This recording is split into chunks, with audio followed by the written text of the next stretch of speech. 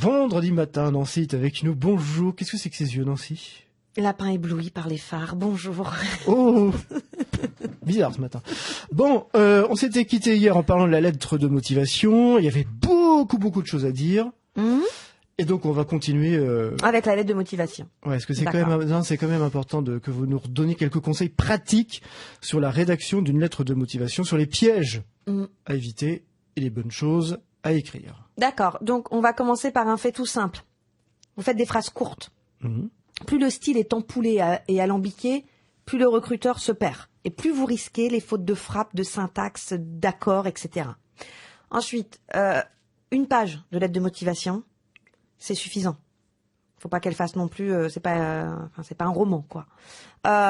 Vous évitez de répéter trop souvent je réponds à votre annonce, j'ai telle qualité, je suis capable de, non. Trop de jeu, tue le jeu. Donc, c'est pas bon. N'oubliez pas de vous replacer dans l'attente du recruteur. Le recruteur a un besoin, celui de trouver quelqu'un.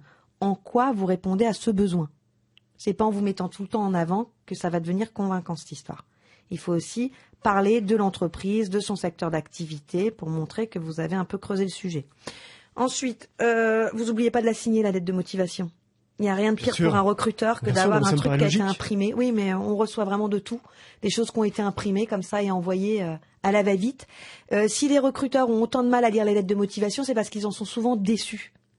Or, n'oubliez pas qu'on part du principe que vous avez le temps d'en faire. Vous êtes sans emploi, dois-je vous le répéter. Donc vos journées doivent être consacrées à la recherche d'emploi. Donc c'est inadmissible pour un recruteur de recevoir quelque chose de négligé. Et ça peut vraiment lui suggérer d'autres choses sur vos traits de personnalité. On revient aussi sur les gens qui font appel à des services extérieurs pour rédiger la lettre de motivation. Comme je le disais hier, c'est une très bonne chose.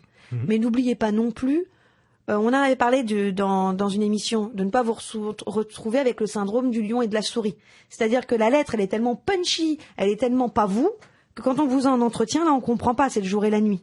Donc, quand vous faites appel à des prestataires de services pour ce genre de prestations, veillez quand même. Veillez quand même à ce qu'ils vous fassent pas passer pour ce que vous n'êtes pas. C'est ça. On n'est pas en train de faire un jeu de télé-réalité. On est en train de chercher un poste, donc on est en train de se projeter sur l'avenir. Donc il n'y a rien de plus désagréable que de voir que la personne ne correspond pas à ses écrits, que tout ça c'était surjoué. Enfin, dernier conseil pour la lettre de motivation, elle s'appelle motivation. À votre avis, pourquoi? Parce qu'on a vraiment envie d'avoir ce rendez-vous, que ça fonctionne, non? On a envie, surtout le recruteur, il a envie de voir que vous êtes motivé pour le poste. C'est ça, oui. Donc n'oubliez pas de le faire sortir.